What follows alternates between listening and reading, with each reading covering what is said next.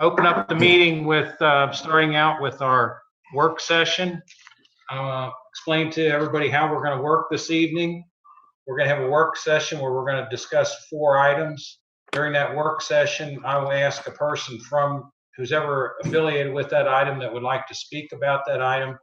I will call on you after all the commissioners have any questions or anything from staff.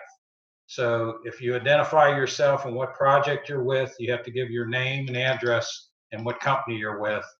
And then we'll call on you and we'll take your presentation. And if we have any questions, we'll go from there. The key to this is please mute yourself if you're not talking so we don't get any background noise or anything like that. After that, after we do work session, we'll close work session and then we'll go into planning commission meeting. At that time, we'll take reports and any communications from the public or any other comments. Then we will open new business. During new business, we will not take comments about the item that was on the agenda that you're involved in. So I suggest any questions you might have to use that during the work session. There may be a chance that we might ask you a question, in which case that works. We're allowed to do that. So I just want to explain the rules to everybody, and please do not talk over anybody. I'm sure Waycross can probably mute people, but I don't think we've had a problem with this in the past. So with that, go ahead and start. We're going to start with FPD 20-003, special exception for an adult daycare at 1257 Kemper Meadow Drive. Mr. Anderson. Mr. Chair, first of all, I need to apologize. I do not have a recommendation yet for this item. We are trying to gather some additional information about the state certification of the daycare. And I would request that this item be postponed. One thing we did run into towards the end was just a bit of a time crunch on the whole thing. So that is my request. It's not something you would necessarily act on now, but that's the reason that there's not a staff report in your packet. It was our okay.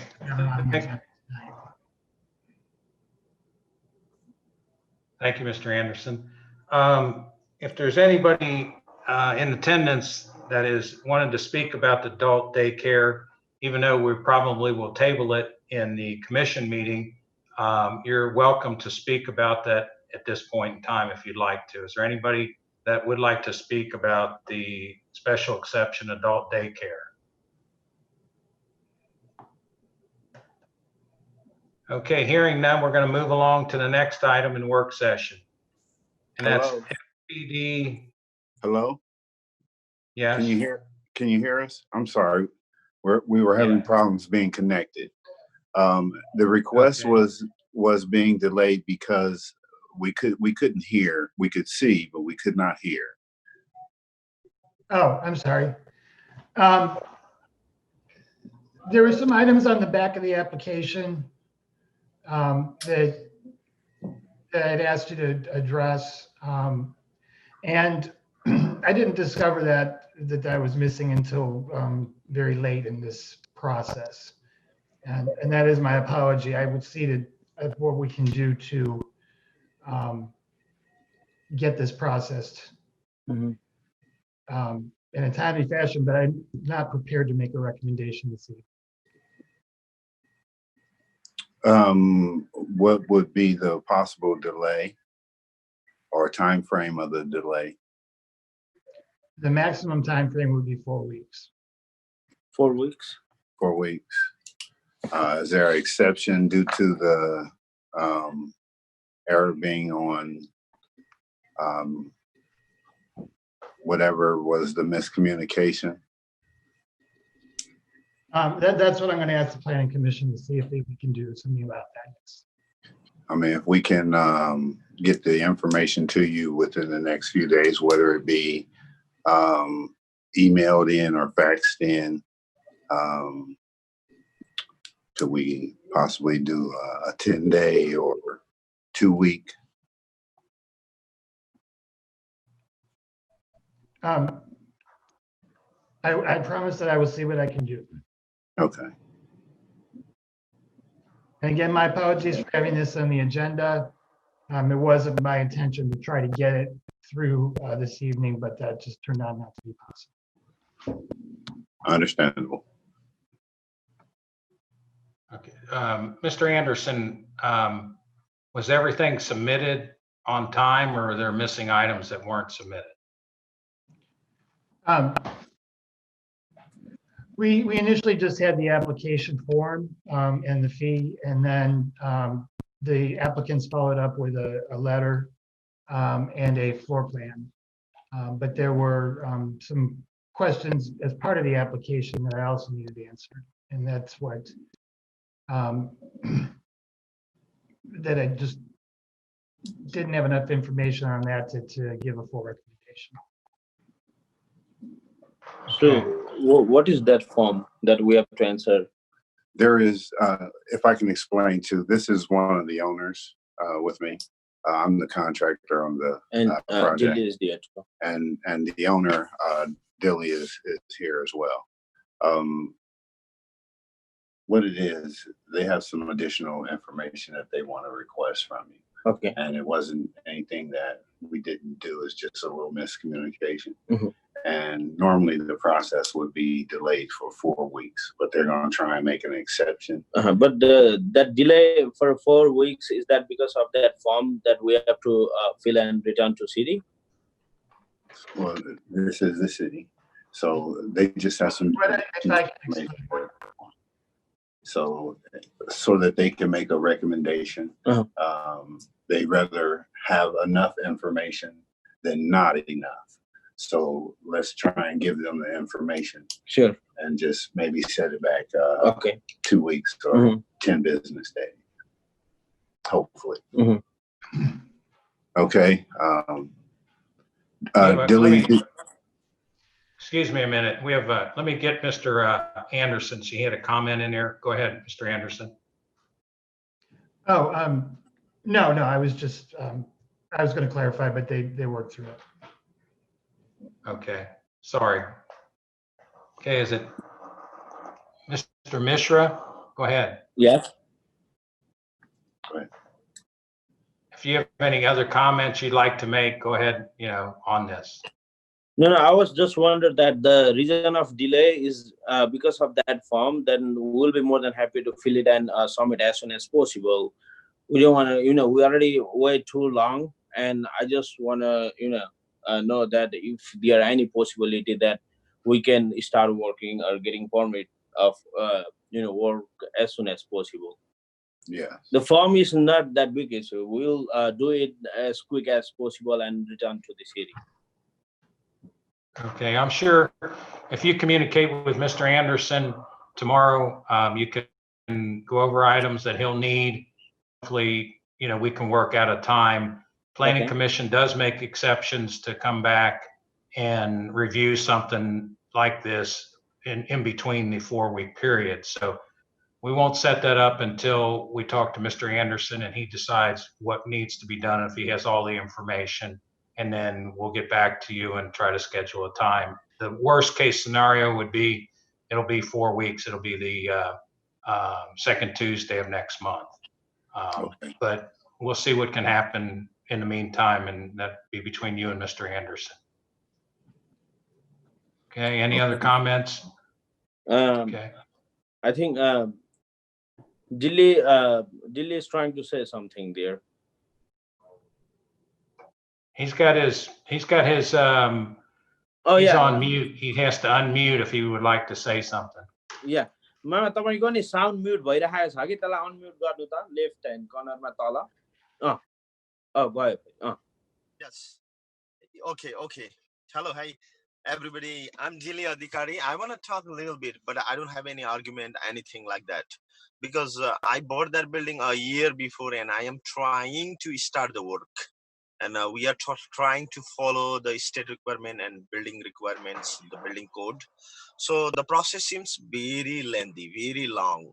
So because it is a very lengthy process, so it's my humble request to the zoning department and the city of the Forest Park, if possible, like to expedite the process.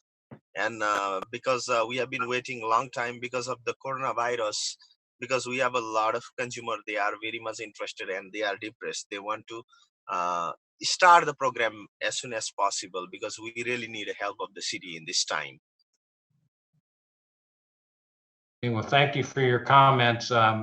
We will work with you as best as possible. We're known to make things happen very quickly here, and Mr. Anderson, I'm sure, will be very diligent in working with you. And if we can work this out and get you back in sooner than next month, we'll certainly try to do that.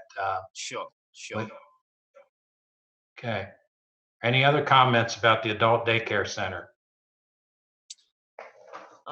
We don't have any comments. Like we don't need anything. So we just need a permit to start the work.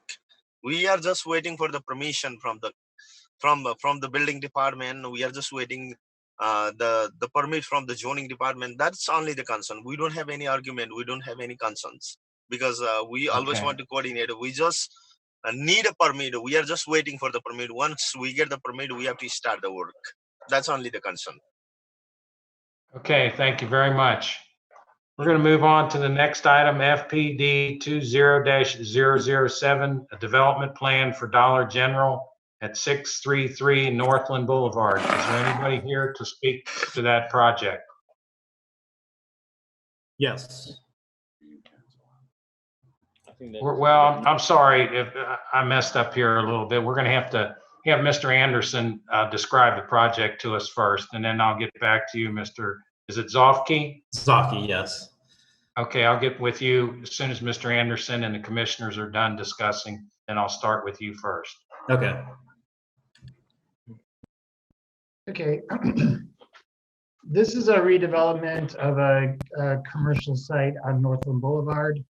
I'm sure you're all familiar with the former Chase Bank building located next to McDonald's on the south side of Northland Boulevard.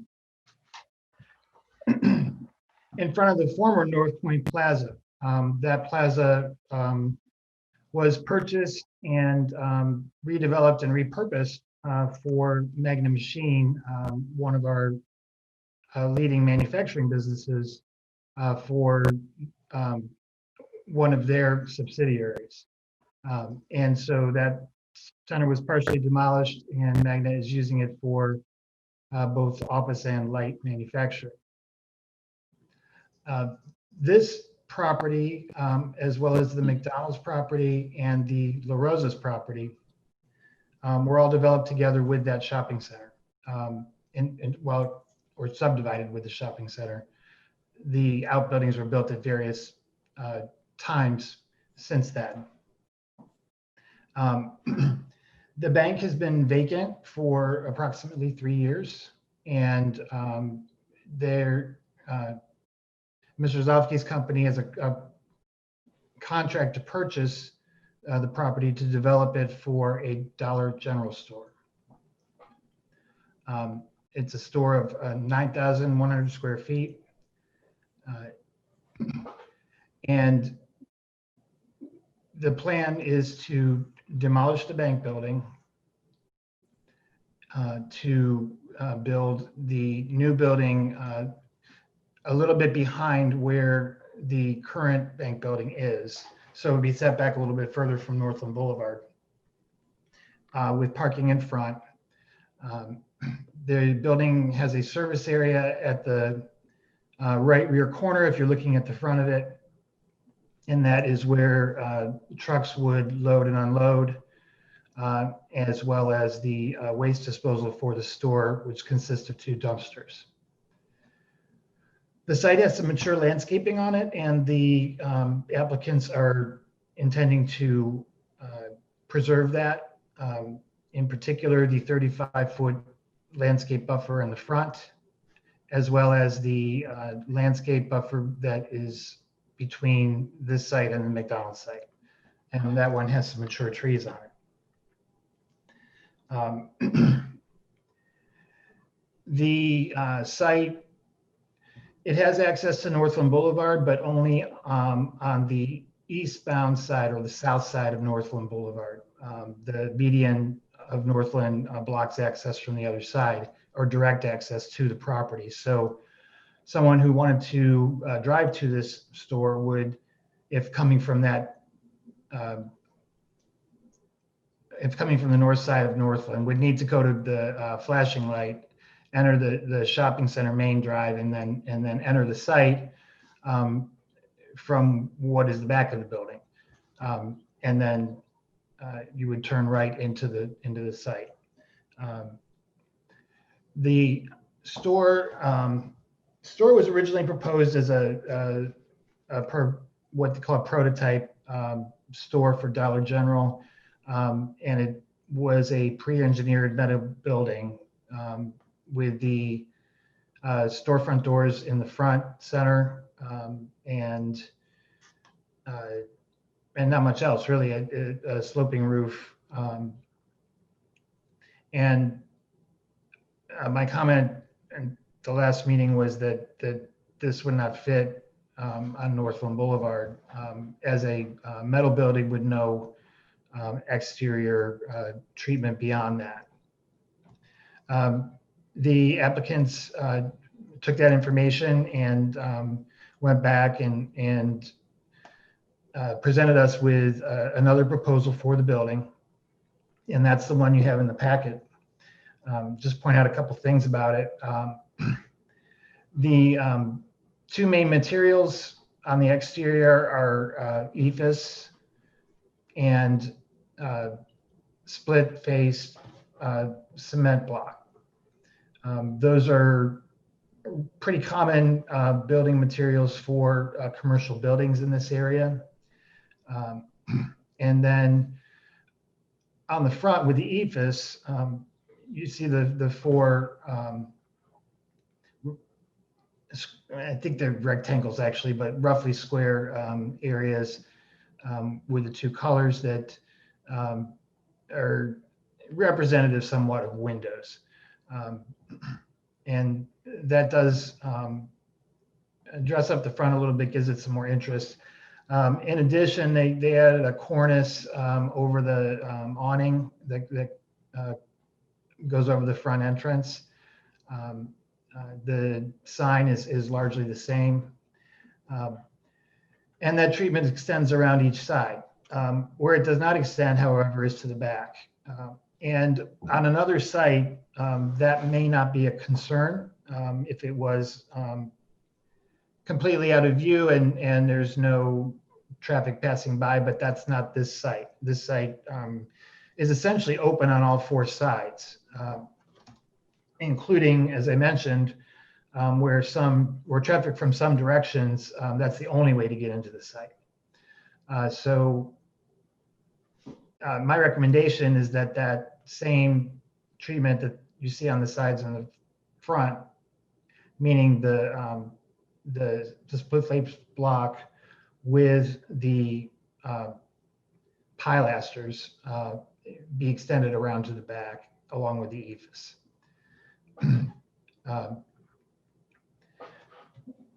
In addition, a couple other things to point out about the site. For the parking in front, there are 27 spaces. That's I think 3 more than we would require. And so there's adequate parking. The parking, the drive aisle that separates the 2 rows of parking is 34 feet wide. That's a little bit unusual. Our minimum is 24 feet, and most parking lot designs that have come through our office have pretty much stuck close to that 24 feet. I think essentially not wanting to waste pavement. And so when I asked the question about this, the applicant provided a truck turning study. And that's on the page that follows the site plan. And as you can see, that in order to get trucks in and out of there, they do use that aisle area for maneuvering. And that is the reason that aisle is on the plan at 34 feet. Another thing on the plan is a notation for a Dollar General pylon sign. I'm recommending that not be, or that be deleted essentially, and that any ground sign there would be a monument sign. Two other things just related to some of the proposed conditions. When we have conditions of these types, applicants will take what comes out of the meeting and revise and resubmit them. And for this one, there's a couple things that on the resubmitted plan that should be included. One is that the orientation of this plan on the sheet of paper that it comes on is with north to the left, where you would on most typical maps or drawings of this type, which have a north arrow, have north at the top. And it's sometimes done that way in order to fit the rectangle on the sheet at a larger scale. In this case, whenever I've shown it to somebody, it's we have to take a moment to reorient ourselves, because you just don't expect to see Northland running north-south and to be on the left side of the page.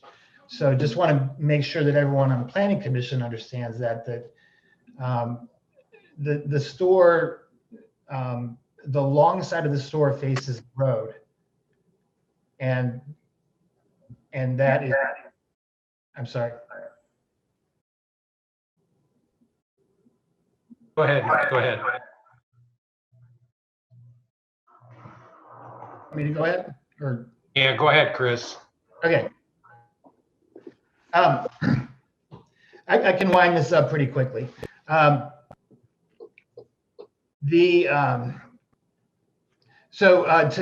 when that's resubmitted, to make sure that the north arrow is at the top, pretty simple. And then at the back of the site, if you see the property line, it's on there on the right side of the plan.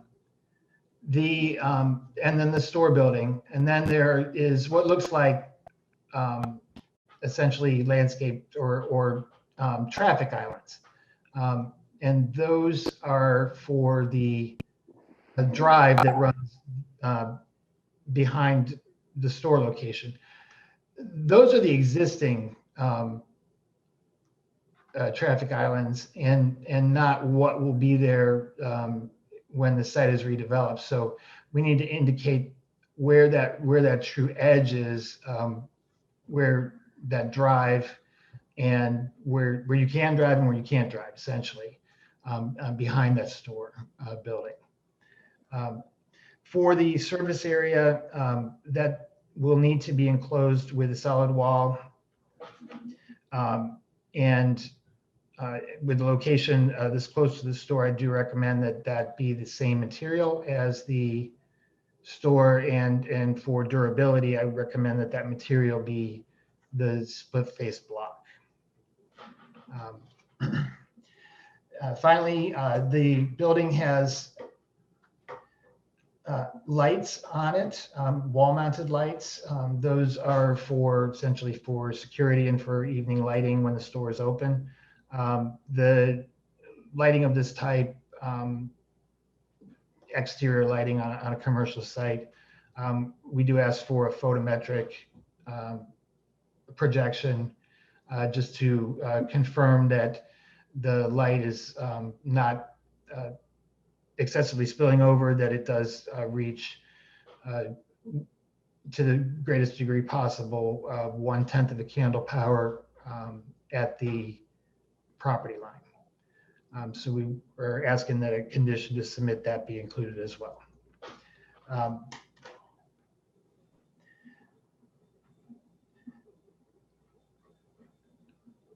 If you'll bear with me for a moment, I got to scroll back up.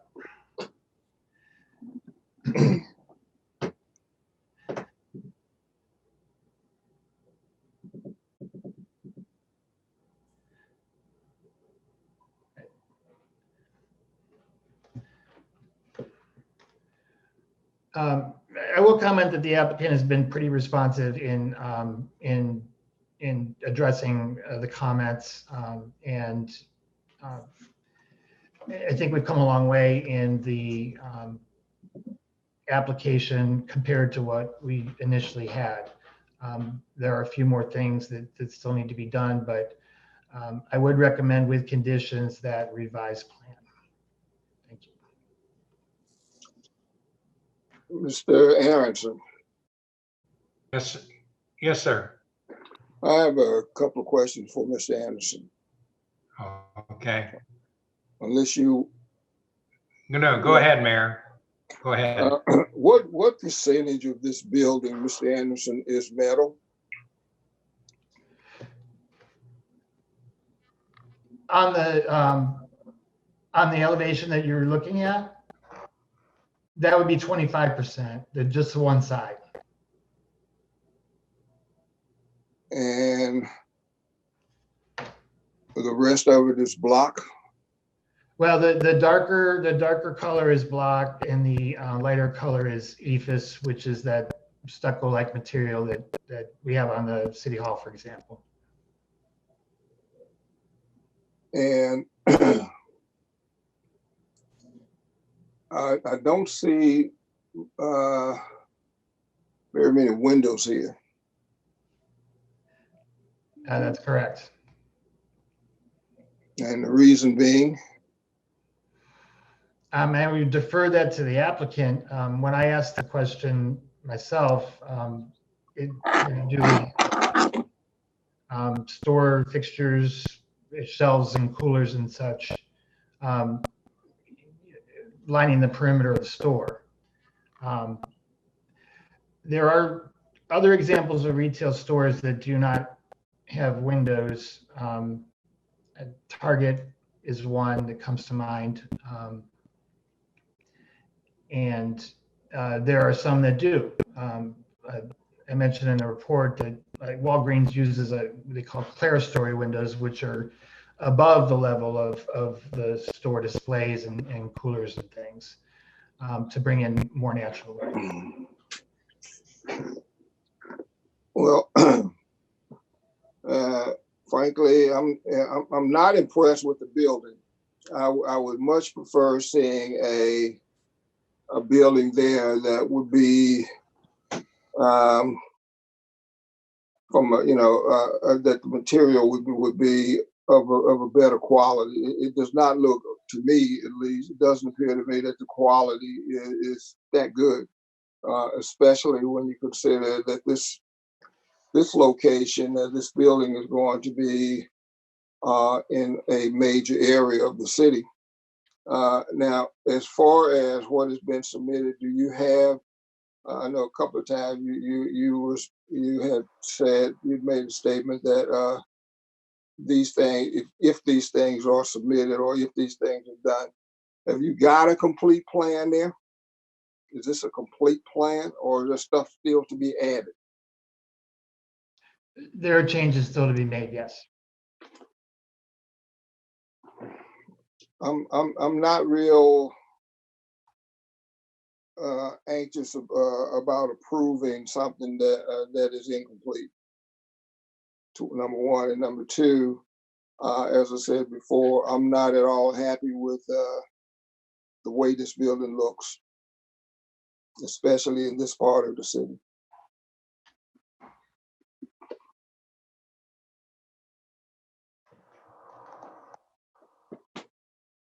Anything else, Mr. Mayor?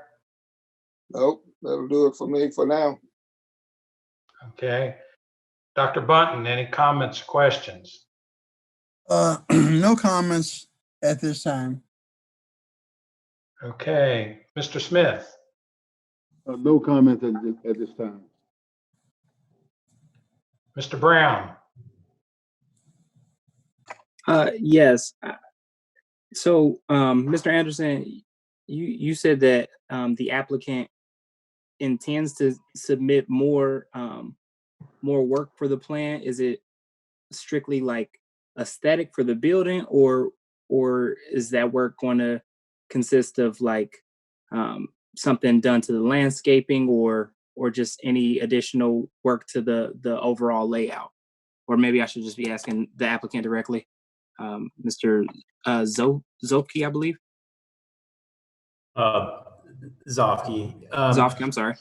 It's okay. It's always mispronounced. Yeah, and that's Chris and I discussed, and I think there's a couple of minor, I'll call them minor changes to the landscaping, particularly around the sidewalk on the front and the side of the building that I think can be improved. And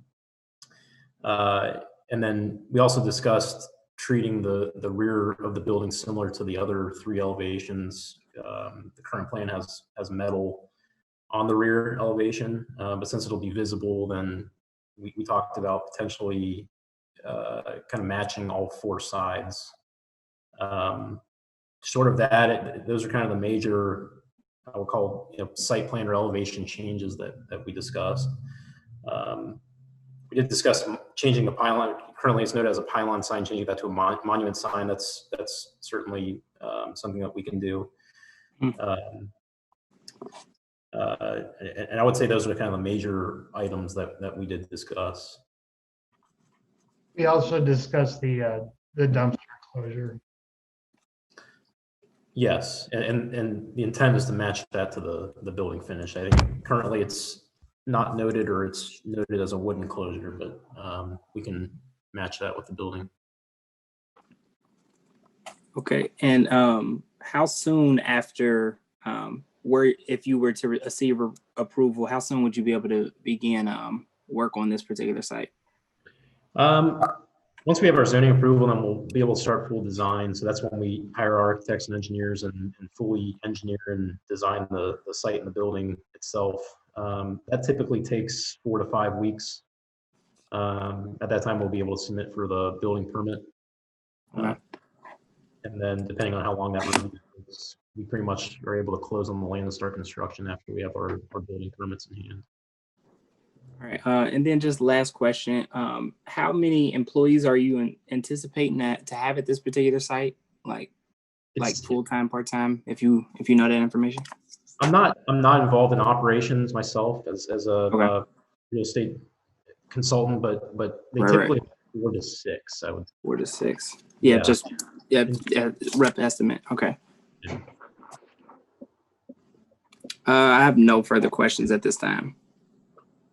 Okay, thank you. Dr. Anaforo. Yes, I have 2 questions, probably for Chris, Mr. Anderson. You mentioned something about monument sign. Yes, ma'am. That would be a lower sign than the pylons.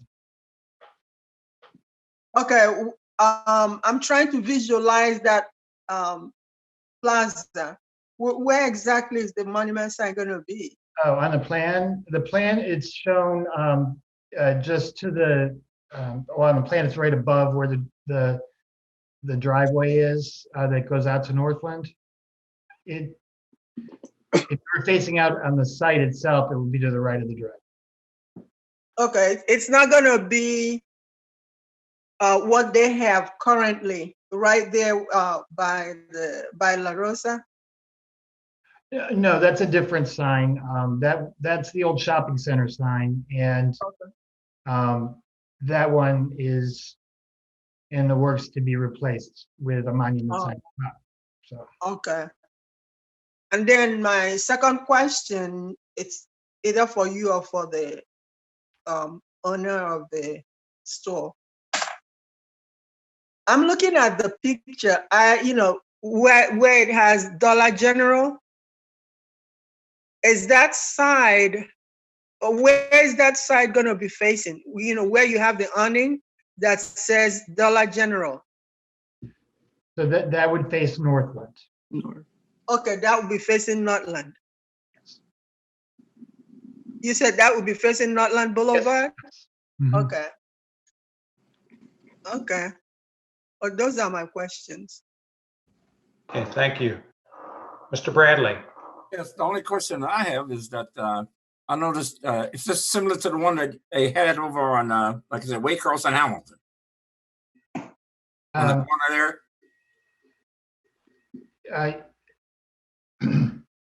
They operate in the same retail niche, but it's a different company. That store is Family Dollar. And it was developed about 7 years ago, 6 or 7 years ago. One over there where Kmart used to be at. Right. Actually, it was the site of, there was a Burger King, if you recall that. Well, I think before that it was even a Kmart. It was the Kmart area, garage like. Yeah, okay. Because I noticed that the pavement, the last time I was over there to the Dollar General, Family Dollar, whatever it was, the pavement area wasn't maintained, nor the inside the store was maintained. It is a different store, different company. So, well, who has the responsibility for the maintaining the lot and the for the maintenance? The store does.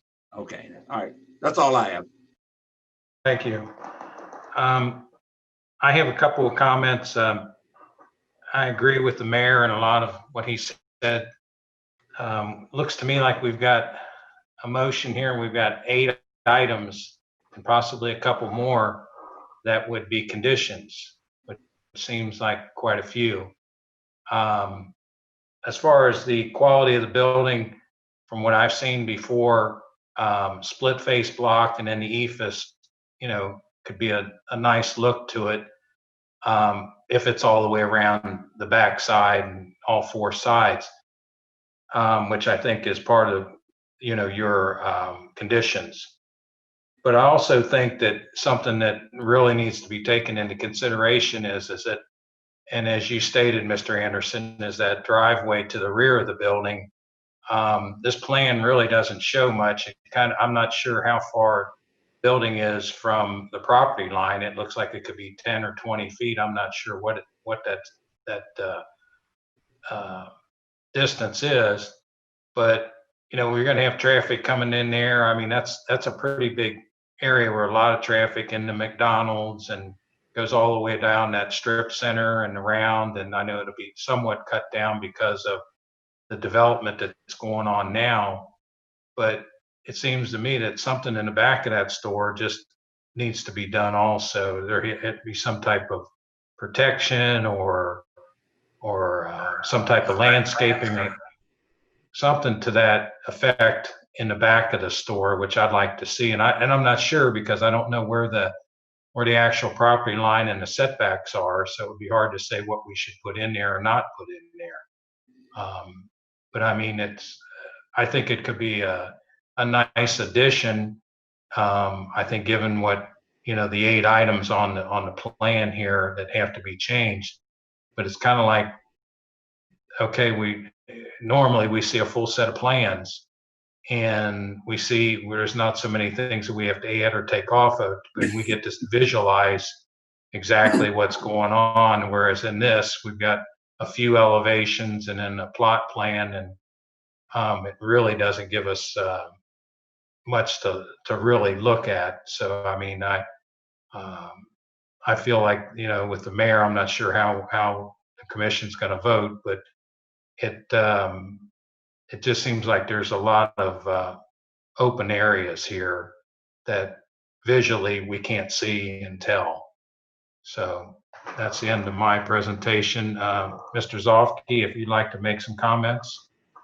I guess to your one point about the distance from the rear setback, it's 20 feet. It's shown as 20 feet currently from that property line, and the existing conditions are kind of shown overlapping behind the building right there, which is probably the source of the confusion. But it is a 20-foot setback behind the building to that access drive behind.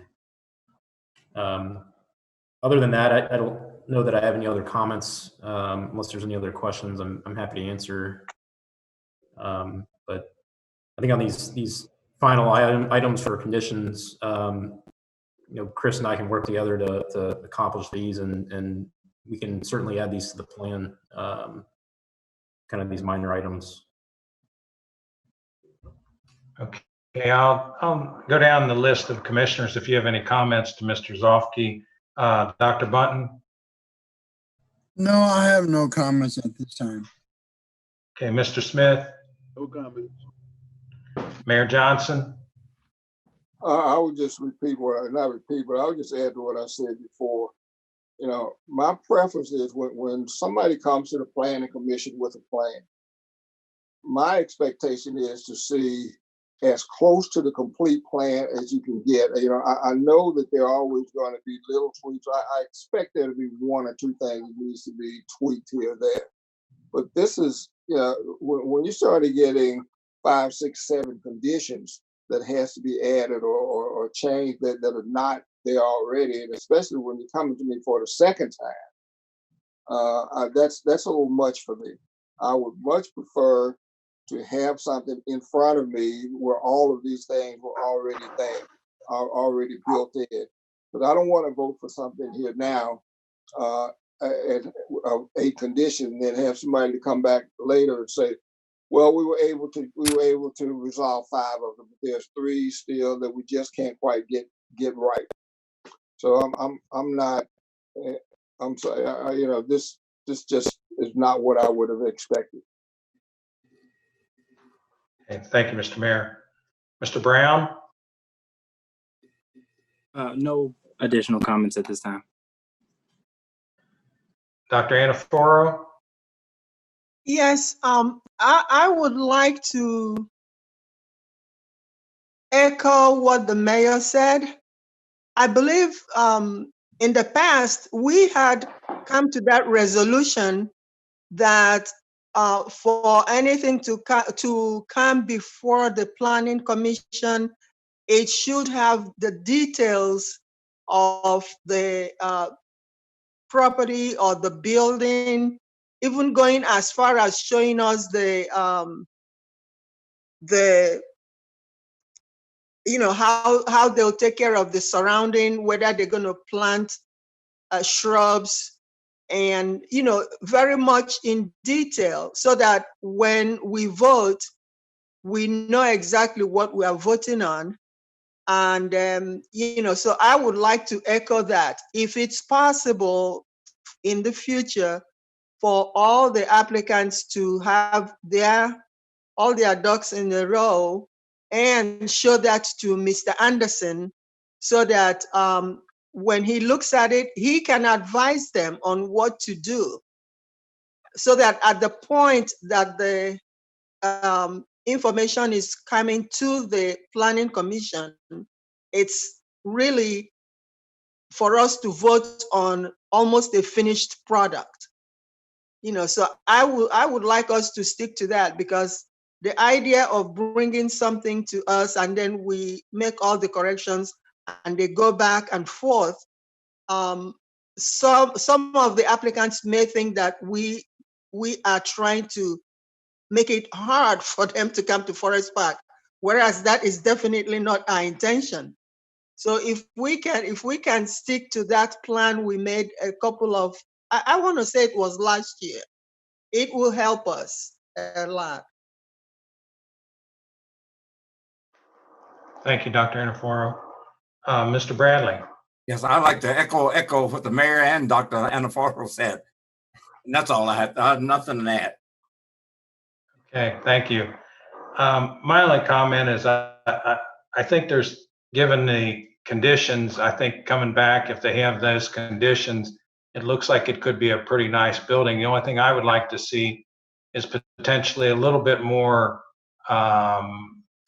work on the rear of the building, like, you know, are they going to have curbs where that driveway is, or how that's going to be treated? And maybe, since it's going to be the visual around that entire building, that I'd like to see a little something against the back of the building. Maybe it doesn't have to be elaborate landscaping, but something to where maybe there is a sidewalk and maybe a little area between the building and a sidewalk, and maybe you got gravel in it and a few plants, you know, just something that would spruce the back of that up, and then something that would definitely separate it from the roadway, whether it be curbs and something like that. But I think if we could put something together to show a little bit more of the back, and not just make it look like the back of a building and nothing there. I mean, we've got a company that's developed a center, this Central Hardware Plaza building, and put a lot of money into that. And I think we owe it to them to make sure that the back of that building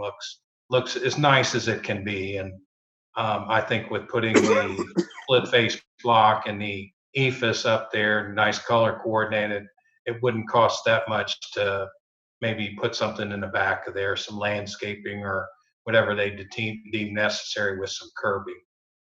Okay, with that, that's the end of any of our comments. I will go, Mr. Zofke, I will say to you that if the planning commission tables this tonight or postpones it, maybe you can work with Mr. Anderson, and if there's a chance that we meet again this month, which I don't know if we will or not, that you could be put back onto that agenda and we can move this ahead, a little quicker than waiting another month. But that's between you and Mr. Anderson. You have any other comments, Mr. Zofke? No, I guess I just asked that we be sensitive about time, like you mentioned. I guess I wasn't fully aware of the level of detail that needed to be on this plan initially, and I wish it would have made it to this meeting in time. So hopefully we can work together and get this reviewed again quickly, just in the interest of time for us. So I guess that's my only comment. Okay, thank you. We will definitely try to work with you as quickly as we can. We try to, we're not trying to put you off or anything, but last month it was kind of like there was really nothing to discuss. And then this month there was, with the amount of conditions, I think it's just wiser. It's kind of like playing a game. I think we all want to know what the rules are up front, and so that there's no misunderstandings at the end. So with that, I think we'll work as hard as we can. And if we do have a special meeting and you have your stuff in there, I'm sure that we as a planning commission can respond to that. And hopefully we can do that in the next week or two. So, okay, I'm going to move right along to FPD 20-009, sign variance, Smart Local 24, 1440 Kemper Meadow Drive. Mr. Anderson. Thank you, Mr. Chair. I think that most of you are maybe familiar with Smart Local 24, which is the sheet metal workers union, because the Planning Commission approved a special exception permit for the union to move into the building and have their offices and educational function in that building, which they did do towards the end of last year, is my recollection. The building has two existing monument signs, and one at the main entrance off of Kemper Meadow Drive, and the other one off of Kemper Springs that goes in towards the back of the building.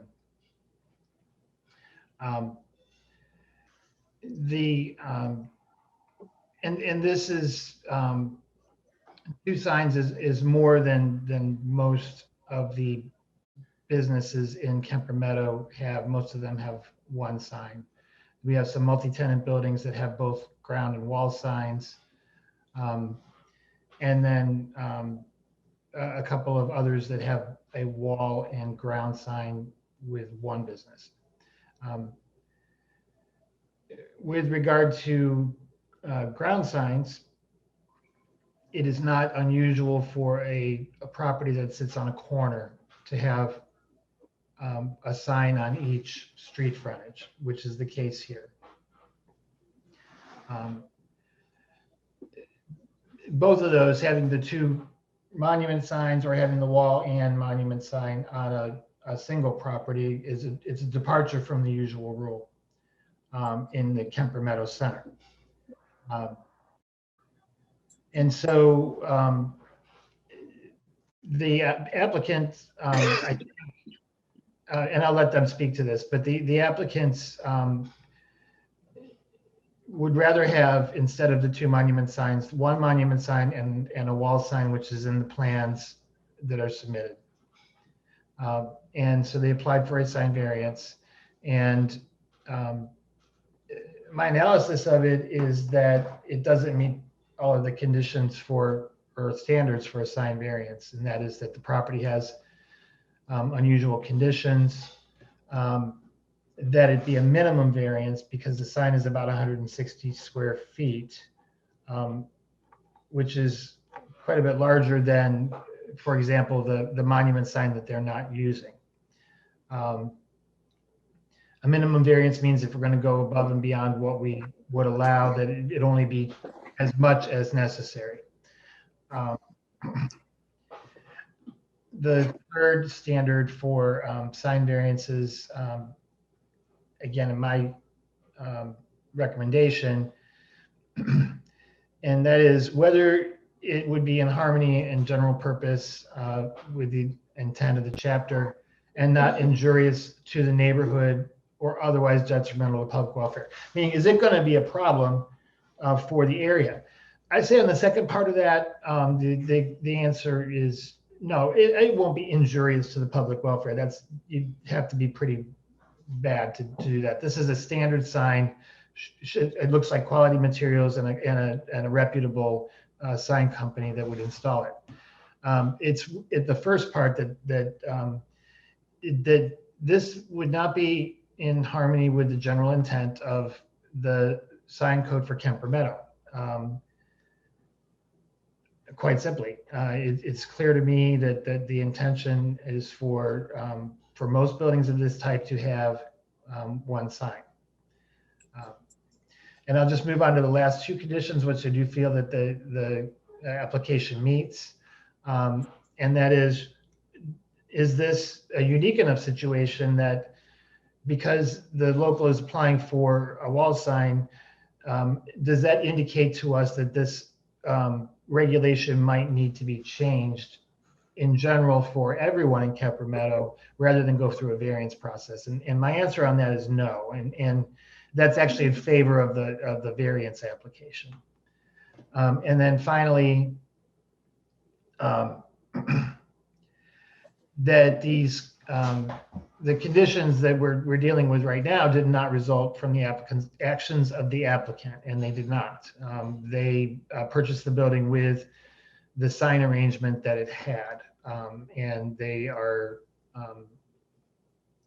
wanting to do it differently and going through our process to do so. As a result of going through these conditions and my take on those, I'm not recommending this be approved. I think that the building can be fully identified with the monument signs as it has in the past. And the two monument signs is, again, more than most properties in the vicinity have. And that is that concludes my report. I'd be happy to answer any questions. Okay, Dr. Bunton. No questions at this time, no comments. Mr. Smith. Questions, no comments. Okay, Mayor Johnson. Yeah, I guess, I go that way every day. First thing in the morning, I'm going down to get coffee. I go down and over and right up that street. I get, and this is a question I will ask the person who's representing the company at that particular time, but I can't see how you could possibly miss seeing it. The one on Kemper, the two signs, there's one on each corner. I guess I don't even understand why any other signage is being requested. It's very clear. The two signs they're huge. It's very clear what the building is and what's operating in that building. If in fact they were looking to say, okay, in this particular entry, this particular door is the entry for the training, then I could see placing a smaller sign within the property that indicates where that particular door entry is. But I just don't see changing. I don't see issuing giving a variance to, for something that's already there. It's unless there's something I'm missing here. I would think that this is not the kind of operation where the business is, this particular property is trying to attract drive-in business, or somebody just happens to be driving by, they see the sign, oh, I'll stop here.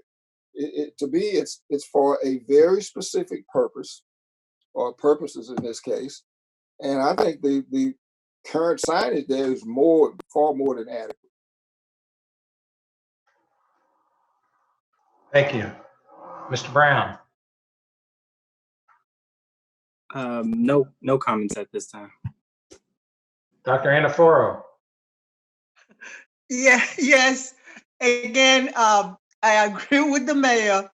I pass through that Kemper Meadow just about every day. And the sign is huge. It has the smart sign on there. It's huge. Everybody can see it. And most importantly, to their own advantage, the wood or the forest that's right by their building has been pushed back. This summer, it was pushed back. So now you can definitely see their sign from whichever way you're coming through Kemper Meadow, whether you're coming in through Winton Road or you're coming in through Northland. You will see it, it's clearly marked. However, having said that, I don't know if we are allowed to give suggestions.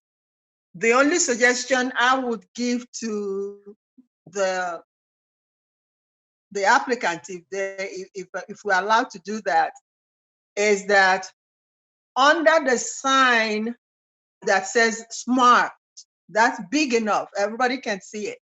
Well, they have some words written below it. Those are the ones that are too small for any driver to read.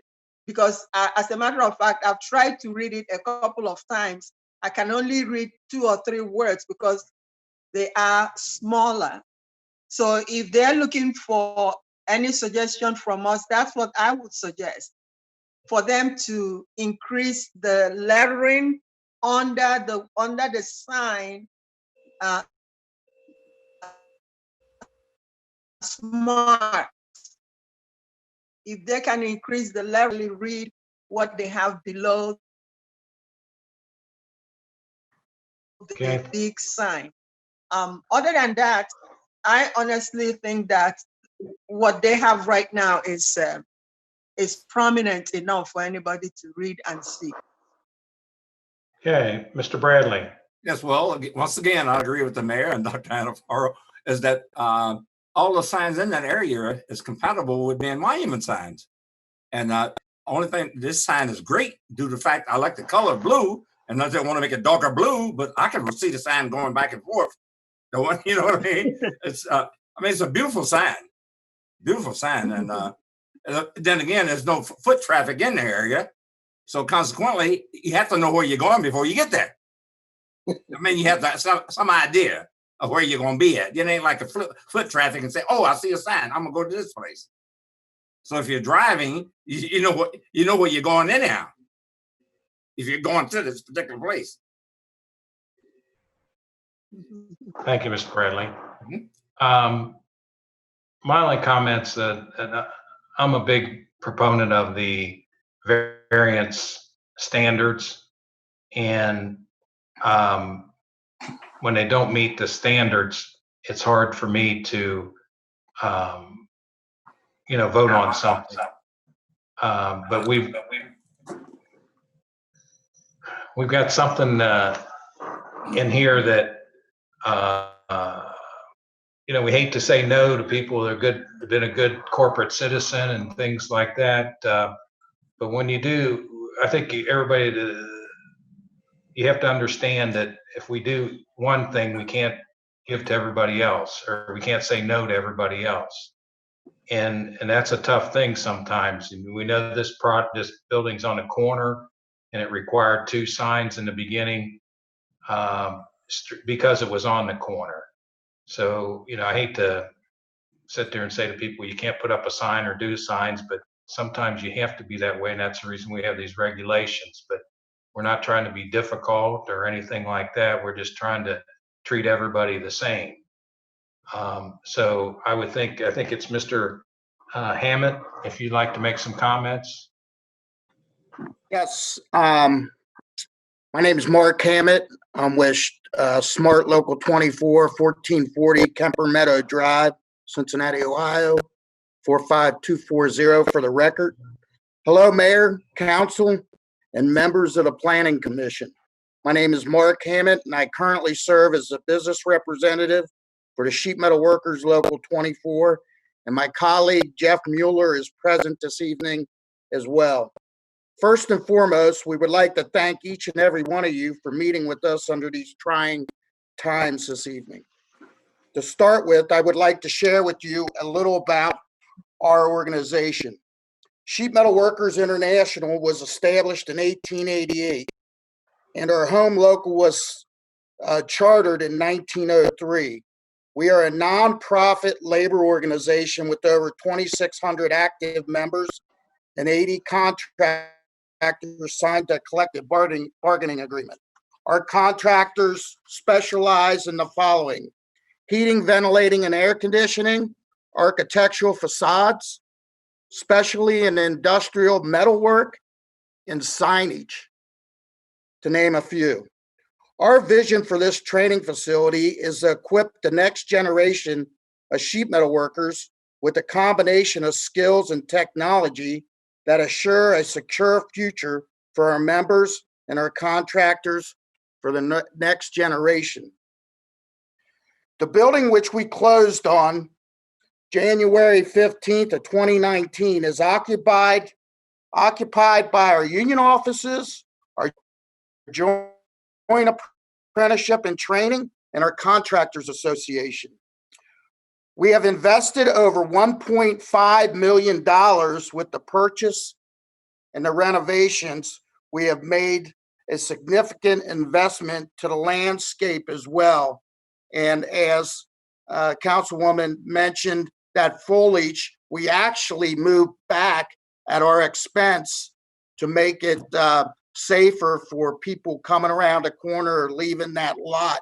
So it was actually an upgrade there. We have made a significant investment to the landscaping as well. And at this time, I will yield my remaining time over to my colleague, Jeff Mueller, to speak on the signage. Thank you for your time. Thank you. Mr. Mueller? Hello, everyone. Hopefully you can hear me all right. Just so we're all on the same page, if you look at the paperwork that Chris had handed out, it shows the signage, the ground sign in use, and there's another one marked ground sign not in use. The ground sign that's marked not in use, that sign would be removed along with the base and any of the masonry products that are assembled with that sign. And then we would be replacing that sign with the one across the front, so you can see it as you're turning on to Kemper Meadow Springs and as you pass by. With our business, we're here for the betterment of all the community, the young men and women coming out of the high schools that may not be going on to college, to offer them a career that while they're going through the schooling, actually they do not pay for any schooling. It's completely free. It's a 5-year apprenticeship program. They go to school 2 nights a week, 7 months out of the year, 6 hours, each week. But the main thing is advertisement. Advertisement is key in any successful business, and an advertisement that looks good, which is why we moved from where we were into the city of Forest Park to promote our industry and to have a wonderful building in a nice area to help attract the next generation, as Mark was speaking of. So I just want to make sure that everyone's on the same page. There's only going to be 2 signs, the one on Kemper Meadow Drive, the blue one with the big blue letters. Then across the sign, that's what we are, across the front of the building, that's what we are hoping to achieve here. Once again, we're here for, we bought our old building in 1979 and we just moved. So we're not here for the short term. The members pay for the building every hour they work. So we're not going anywhere because, you know, trying to get them to purchase a new building is, it's quite a accomplishment in itself. But hopefully everybody will take the time to look over the drawings and look at the craftsmanship that goes into the sign that's up on front. That'll be made by a company called Dualite, which is one of the 5 biggest sign companies in the country. And they are a signatory contractor with Sheet Metal Workers Local 24, which we're very proud of that. So one, we've been displaying their product along with a, you know, a sign that is aesthetically pleasing. It's backlit at night. I think it would look really nice. And then before you make your final decision on us, I did provide to the city of Forest Park this afternoon, probably around 1 o'clock or something, 4 different locations that are single tenant buildings. And they do have yard monument signs and wall signs. So before you make your decision, if you could at least look those over in comparison with where we're at, and it would be much appreciated. Once again, I thank everyone that attended tonight for your time, and everybody that's we've worked with, Chris, Connie up so far up at the building department, and Rafiq. They've been wonderful to work with, and thank you for your time. If you got any questions, I'd be more than happy to answer them. Thank you, Mr. Mueller. Chris, do we, I guess I'm a little bit confused on this. Were you taking into consideration the removal of the second monument sign? Yes. If I didn't make that clear, I'm sorry. My point of noting the second monument sign, which is still there, is that the union could use that sign for identification right now without going through the planning commission. It's a matter of a sign face change. It's our easiest, least expensive sign permit. But understanding that they wanted to have a different look, they've applied for this. But that was my reason for pointing out that the other sign was there. Not that that would continue to be used, but that is available. So what you're saying, Mr. Anderson, is that whatever the square footage of that ground sign, they could eliminate that sign and put it up on top of their building, that same square footage. Is that correct? No, that wasn't my point. No, it was that if you want, the one sign faces Kemper Springs, the other one is along Kemper Meadow. That if you wanted to have identification on both sides, there's already a monument sign there that can be adapted the way that the sign that they're using is, with no wall sign. That was my, when we started first discussing, I'm sorry, when we first started discussing this, that was my recommendation all along, to use the existing monument signs. They are in place, they've been approved, and I mean, hopefully that's understood. I did not understand, I did not mean to imply that the union wanted to have all three. Because I understood it the way Mr. Mueller said, that if they were granted this, they would build the wall sign and remove the second monument sign. So if I might, Mr. Anderson, as I understood it, I understood what you said perfectly, I believe. And as I understand what you're saying is using the sign that's off of, what's it, Kemper Meadow Spring. They can put whatever they want on that sign, on that space. If they wanted to put the same thing on that space that they're talking about putting on the building, that's allowed, right? Yes. That's what that's the understanding that I had all along. Okay, are there any other questions from any of the commissioners? If I may, I'm sorry, just one more point. As Mr. Mueller noted, there's other businesses with wall signs and one ground sign. We're not asking for anything more than what the other businesses in our community have.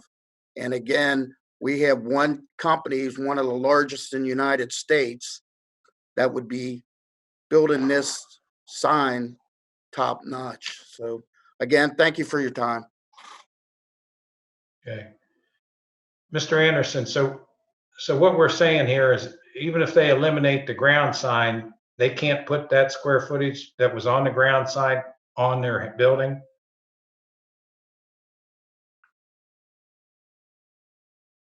Right, well, without going through this sort of process, no.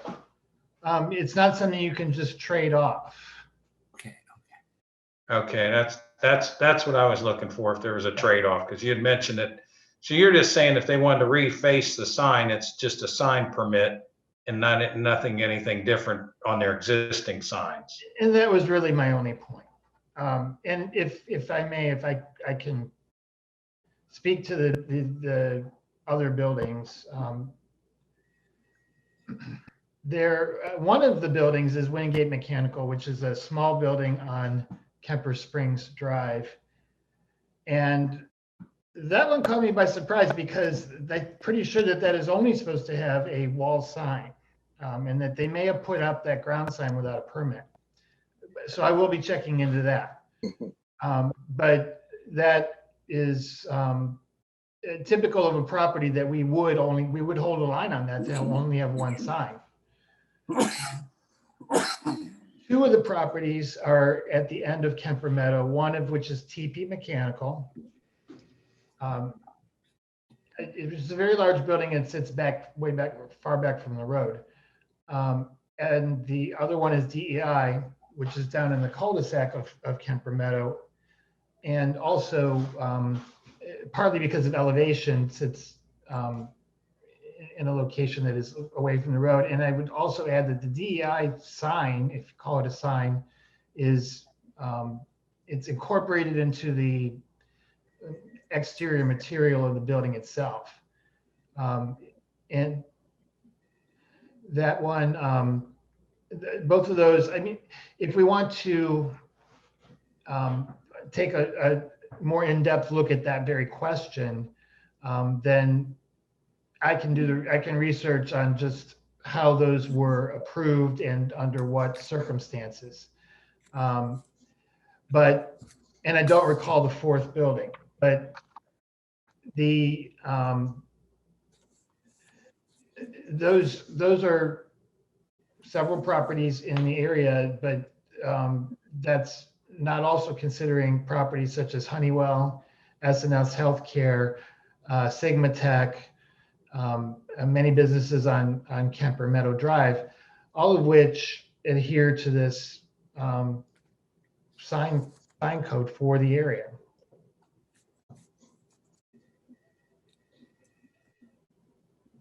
Okay, thank you, Mr. Anderson. Are there any other comments from anybody else that's on the Zoom meeting? Jeff Mueller, I'd like to just add that if you could, I'd like, before there is a decision made, to look into these other ones. These other properties. I provided the photos, emailed them to Connie earlier today. If they could look at those first before they make their decision, just so some of the signs are pretty large.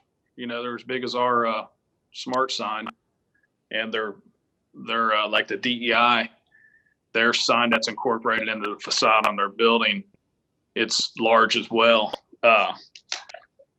But I would just ask that they take a look at the pictures, please, and take it into consideration. Thank you. Okay, thank you. Mr. Chair. Mr. Anderson. I would be happy to do that and address that question. I don't feel that I can address it fully without looking at the files. Well, maybe we should table this until next month and give you a chance to look this over and make a decision then. Okay, go ahead. Yeah, the reason that I said that I would like to do that, number one, is raise that question. While I do not think that the presence of even a variance in another property or a sign permitted at a building like P Mechanical obligates us to approve the sign that's applied for, I would just like to consider that, and I guess I could speak to this more once we get all the information together, but it's, and I don't want to make this too adversarial, because I feel like we're all friends here, but this is precisely what we try to not get into when looking at questions like these, especially of a variance, is are the circumstances unique to the property? That is very key, because if it's not, and it's just something that anybody could do, if they know enough to apply for a variance, then you kind of a little cascade of well, you said no to us, but what about that property over there? And if looking at the files, I can explain why those properties have the signs that they do. I think that would be helpful for everybody. Okay, thank you. Moving on to FPD 20-010 Development Plan Minor Revision, Ameritas Parking Expansion 1876 Waycross Road. Is there anybody here to speak to that? Good evening. This is Lauren Pugliese from Ameritas. Okay, can you give us your address there and again, pronounce your name so we can know how to say it right. Sure.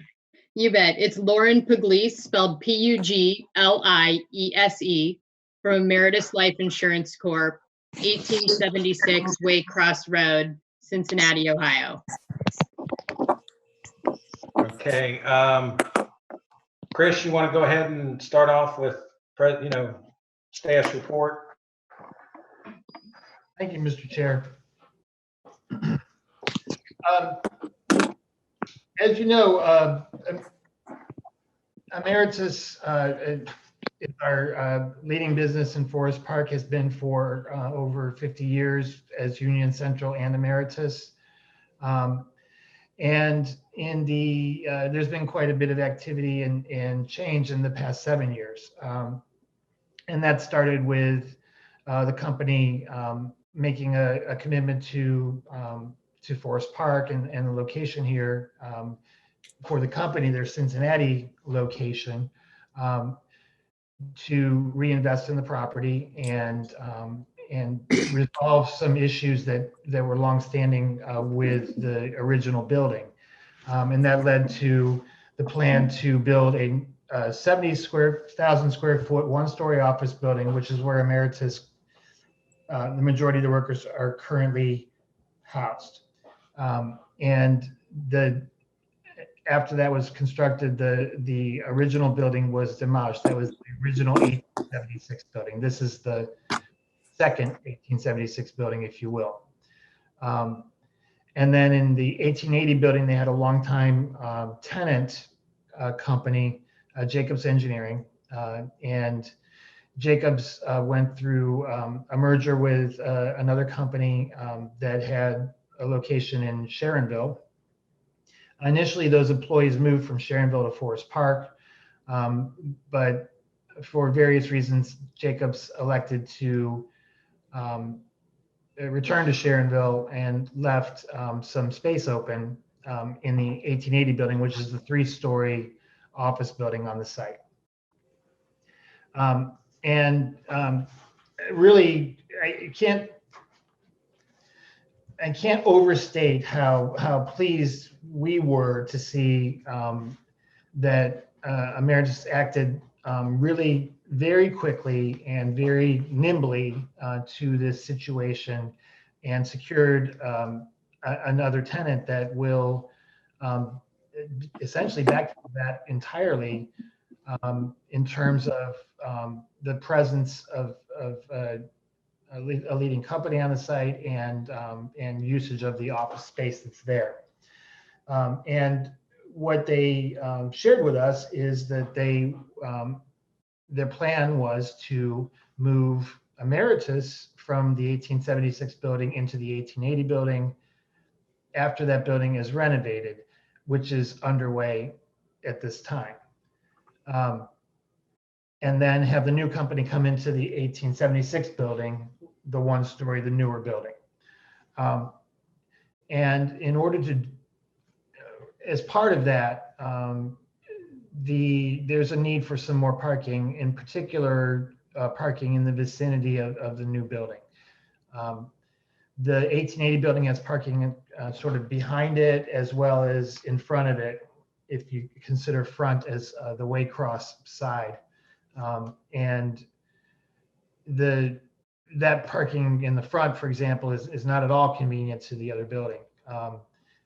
And our own zoning code requires that parking be located within 300 feet of a building, although we have instances where there's parking more distant from a building. So they presented us with a plan that is about as straightforward as can be, and that is to extend the existing parking. And when I say extend, they're lining up the new parking area with the existing and accessing it off of the same drive and getting a similar landscape and edge treatments.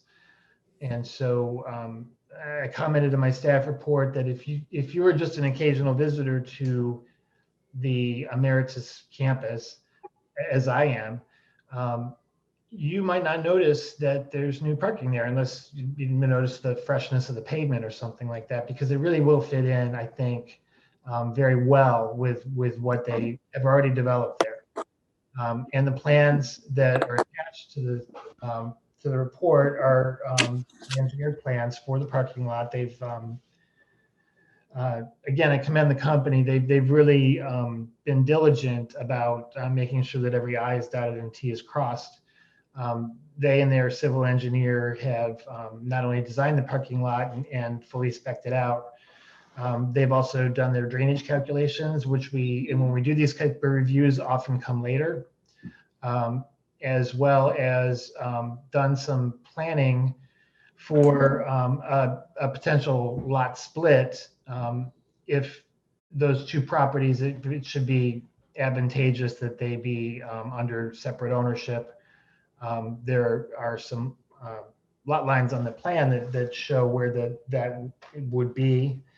And then provisions for easements so that the parking can be used by both buildings and that there's no issues if somebody is parking on one side of the property line or another side of it. when it comes to the public and employee parking that's over there. So be happy to recommend this, and looking forward to continuing to work with the company as the rest of these plans unfold. Thank you, Mr. Anderson. Dr. Bunton, any comments? No comment. Mr. Smith? No comments. Mayor Johnson? I would just echo what Mr. Anderson has said. Ameritas is a great partner. They support the city in many ways. But in addition to that, their proposals always, they're always complete. They always add to, and the fact that they're going to need more parking, obviously need more employees for those two companies, and that's obviously a plus for the city. Thank you, Mr. Mayor. Mr. Brown? No comment. Dr. Anaforo? No comment. Mr. Bradley? No comment. Okay. I agree. Every time Ameritas comes to us, it's always first class, and all the I's are dotted and the T's are crossed. I wish there was some way we could find something, but we never do. So, but I mean, that goes along with their corporate philosophy and all their employees, including, I think, Mr. Steins, Rick Steins is a key member of the business community and tries to do everything that he can, and Ameritas participates in, I'd say, everything, not just a few things, but we couldn't ask for a better corporate citizen than Ameritas, and we're very, very lucky to have them in our community. And Ms. Poole-Jalise, there's not a whole lot you probably need to say, but you're welcome to say anything you'd like. Well, thank you so much to Chris, and I really appreciate the Planning Commission's time this evening. It's certainly appreciated, and we also really appreciate your kind words. We've obviously developed a really strong working relationship with Forest Park and all of the team at the city over the years, and that's something that we hope to continue. We really do believe that this new tenant that'll be coming to Forest Park is really a win-win for both of us. While I can't say the name, I think it's maybe the worst kept secret, but it is a Fortune 100 company, one of the largest insurance companies in the United States. So I think it'll be a great addition to the community and hopefully bring some really great jobs to the area, as well as be a wonderful complement to our site. So thank you so much for your time. We really appreciate it. Thank you. One other comment, I can only say I've been to their building numerous times, and their parking lots are perfectly maintained, and I just wish everybody kept their property like Ameritas keeps their property. Any other questions from the commissioners? Okay, hearing none, I'm going to close the work session and move into the Planning Commission meetings. Mrs. Westendorf, would you please call the roll? You're on mute. Still on mute, Connie. There you go. There you go. Am I good? You're good. Okay. Mr. Aronson, Here. Dr. Bunton, Here. Mr. Smith, Here. Mr. Johnson, Here. Mr. Brown, Here. Dr. Anaforo, Here. Mr. Bradley. Here. Okay, thank you, Mrs. Westendorf. Mm-hmm. Minutes, has everybody read the minutes, and are there any additions or changes to the minutes? Hearing none, we'll accept the minutes as written. We'll go into the commissioner's report. Start out, Mr. Bunton, do you have a report? No report. Mr. Smith, do you have a report? No report. Mayor Johnson, do you have a report? No report. Mr. Brown? No report. Dr. Anaforo? No report. Mr. Bradley? No report. And I have no report. Okay, we'll move over to the director's report. Mr. Anderson, do you have anything to report? No, Mr. Chair, nothing in addition to what's already in the packet. Okay, thank you. Okay, at this point in time, we go to communications from the public. If addressing the commission, please wait for the chair to recognize you, state your name and address, and please limit comments to 5 minutes. This meeting will be recorded for ease of transcription and will be broadcast by Waycross Community Media. Is there anybody here that would like to speak from communications from the public? Is there anyone here that would like to speak communications from the public?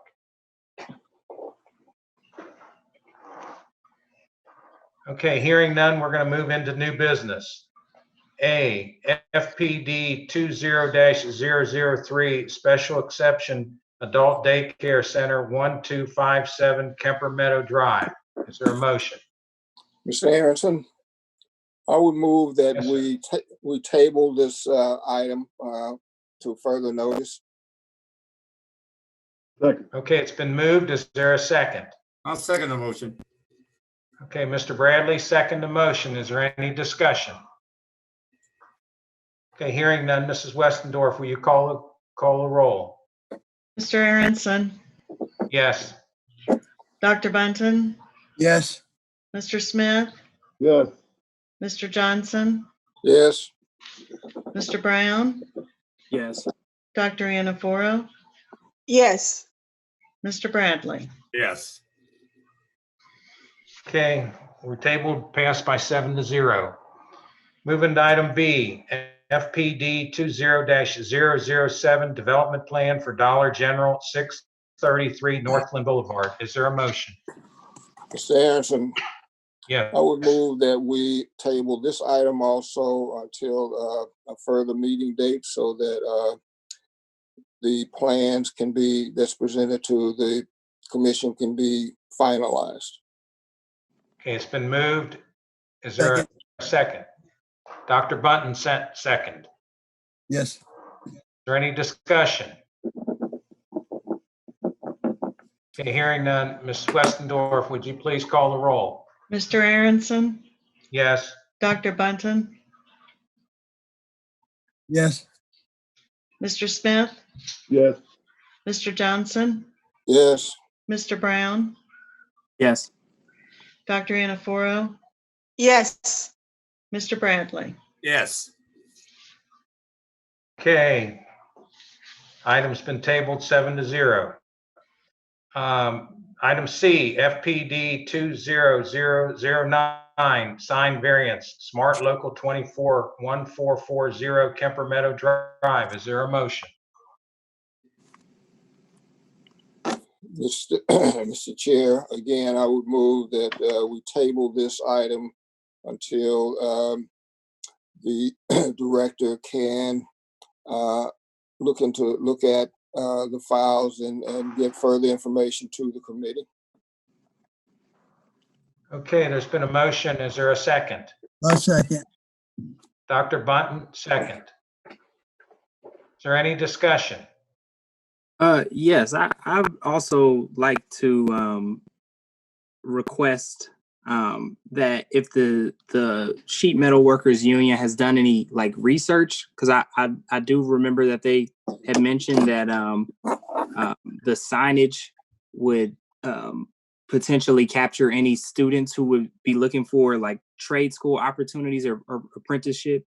I wanted to know if they had any research or reportings to kind of back that claim, and also like if they had outlined the full reasoning aside from that for the wall sign, aside from the fact that there are a few other businesses that have one in the area.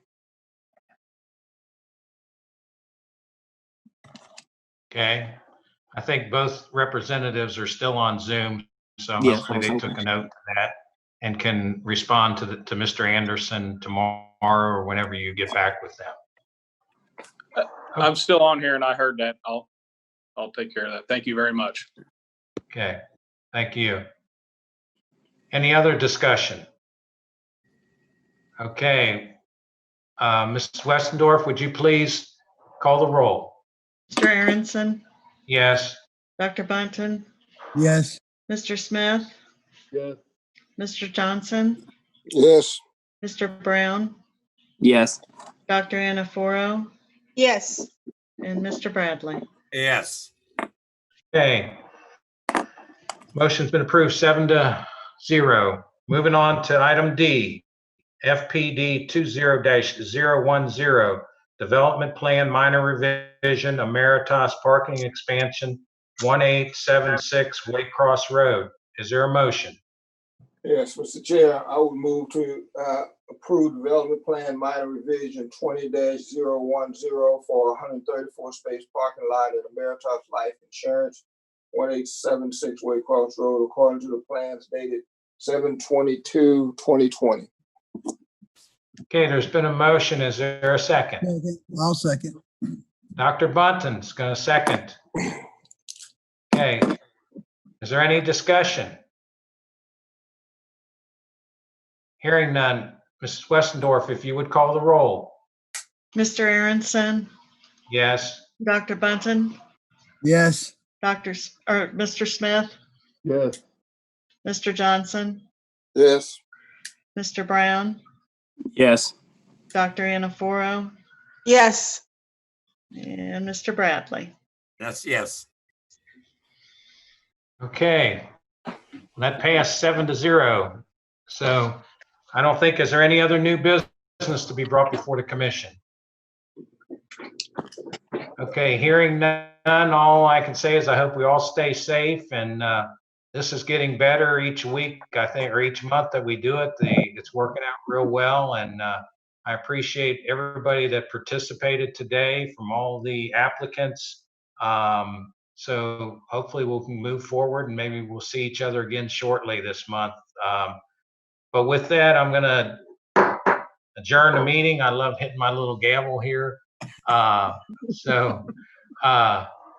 if anybody else has any comments or not, if not, good night. I like your hairstyle. Yeah, there's 3 of us that got this hairstyle.